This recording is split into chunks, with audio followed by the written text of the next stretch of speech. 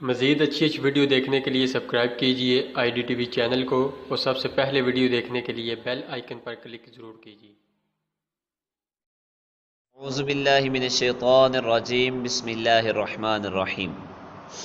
ناظرین، آپ دیکھ رہے ہیں IDTV اور میرا آج کا موضوع ہے ازواج مطہرات رضی اللہ تعالی عنہن کی تعداد اور ازواج مطہرات رضی اللہ تعالی عنہن کے بارے میں عقیدہ۔ حضور اقدس علیہ الصلاۃ والسلام کی نسبت مبارکہ کی وجہ سے ازواج مطہرات رضی اللہ تعالی عنہن کا بھی بہت ہی بلند مرتبہ ہے۔ ان کی شان میں قرآن کی بہت سی آیات بینات نازل ہوئیں جن میں ان کی عظمتوں کا تذکرہ اور ان کی رفعت شان کا بیان ہے۔ چنانچہ خداوند قدوس نے قرآن مجید میں ارشاد فرمایا کہ یا نساء النبی لستن کاحد من النساء ان اتقیتن، اے نبی کی بیویوں تم اور عورتوں کی طرح نہیں ہو اگر اللہ سے ڈرو۔ اور دوسری آیات میں یہ ارشاد فرمایا کہ وَأَزْوَاجُهُ أُمَّهَاتُهُمْ، اور اس نبی کی بیویاں ان مومنین کی مائیں ہیں۔ یہ تمام امت کا متفق علیہ مسئلہ ہے کہ حضور علیہ الصلاۃ والسلام کی مقدس بیویاں دو باتوں میں حقیقی ماں کے مثل ہیں۔ ایک یہ کہ ان کے ساتھ ہمیشہ ہمیشہ کے لیے کسی کا نکاح جائز نہیں، دوم یہ کہ ان کی تعظیم و تکریم ہر امتی پر اسی طرح لازم ہے جس طرح حقیقی ماں کی، بلکہ اس سے بھی بہت زیادہ۔ لیکن نظر اور خلوت کے معاملہ میں ازواج مطہرات رضی اللہ تعالیٰ عنہن کا حکم حقیقی ماں کی طرح نہیں ہے، کیونکہ قرآن مجید میں اللہ جل جلالہ کا ارشاد ہے کہ وَإِذَا سَأَلْتُمُوهُنَّ مَتَاعًا فَاسْأَلُوهُنَّ مِنْ وَرَاءِ حِجَابٍ، جب نبی کی بیویوں سے تم لوگ کوئی چیز مانگو تو پردے کے پیچھے سے مانگو۔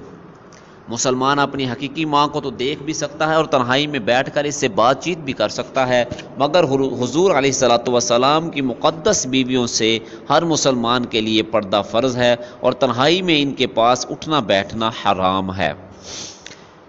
یہ حکم حضور علیہ الصلاۃ والسلام کی ان تمام ازواج مطہرات رضی اللہ تعالی عنہن کے لیے ہے جن سے حضور علیہ الصلاۃ والسلام نے نکاح فرمایا، چاہے حضور علیہ الصلاۃ والسلام سے پہلے ان کا انتقال ہوا ہو یا حضور علیہ الصلاۃ والسلام کے بعد انہوں نے وفات پائی ہو۔ یہ سب کی سب امت کی مائیں ہیں اور ہر امتی کے لیے اس کی حقیقی ماں سے بڑھ کر لائق تعظیم و واجب الاحترام ہیں۔ ازواج مطہرات رضی اللہ تعالی عنہن کی تعداد اور ان کے نکاحوں کی ترتیب کے بارے میں مورخین کا قدر اختلاف ہے، مگر 11 امہات المؤمنین رضی اللہ تعالی عنہن کے بارے میں کسی کا بھی اختلاف نہیں۔ ان میں سے حضرت خدیجہ رضی اللہ تعالی عنہا اور حضرت زینب بنت خزیمہ رضی اللہ تعالی عنہا کا تو حضور علیہ الصلاۃ والسلام کے سامنے ہی انتقال ہو گیا تھا، مگر 9 بیویاں حضور علیہ الصلاۃ والسلام کی وفات اقدس کے بعد موجود تھیں۔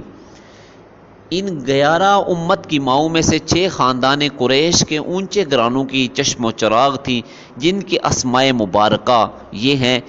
پہلی حضرت خدیجہ بنت خویلد، حضرت عائشہ بنت ابو بکر صدیق، حضرت حفصہ بنت عمر فاروق، ام حبیبہ بنت ابو سفیان، حضرت ام سلمہ بنت ابو امیہ، حضرت سودہ بنت زمعہ رضی اللہ تعالی عنہن، اور 4 ازواج مطہرات رضی اللہ تعالی عنہن خاندان قریش سے نہیں تھی بلکہ عرب کے دوسرے قبائل سے تعلق رکھتی تھیں۔ وہ یہ ہیں: حضرت زینب بنت جحش، حضرت میمونہ بنت حارث، حضرت زینب بنت خزیمہ ام المساکین، حضرت جویریہ بنت حارث اور ایک بیوی یعنی حضرت صفیہ بنت حج۔ یہ عربی و نسل نہیں تھی بلکہ خاندان بنی اسرائیل کی ایک شریف و نسب رئیس زادی تھی۔ اس بات میں بھی کسی مورخ کا اختلاف نہیں ہے کہ سب سے پہلے حضور علیہ الصلاۃ والسلام نے حضرت خدیجہ رضی اللہ تعالی عنہا سے نکاح فرمایا، اور جب تک وہ زندہ رہیں آپ صلی اللہ تعالی علیہ وسلم نے کسی دوسری عورت سے عقد نہیں فرمایا۔ تو ناظرین، یہ تھی ازواج مطہرات رضی اللہ تعالیٰ عنہن کے بارے میں عقیدہ اور ازواج مطہرات رضی اللہ تعالیٰ عنہن کی تعداد، اور انشاءاللہ آئندہ میں نیکسٹ موضوع میں تمام ازواج مطہرات رضی اللہ تعالیٰ عنہن کے بارے میں علیحدہ علیحدہ انشاءاللہ موضوع تیار کروں گا۔ اللہ رب العزت جل جلالہ ہمیں حق گوئی کی توفیق عطا فرمائے۔ وآخر دعوانا الحمدللہ رب العالمین۔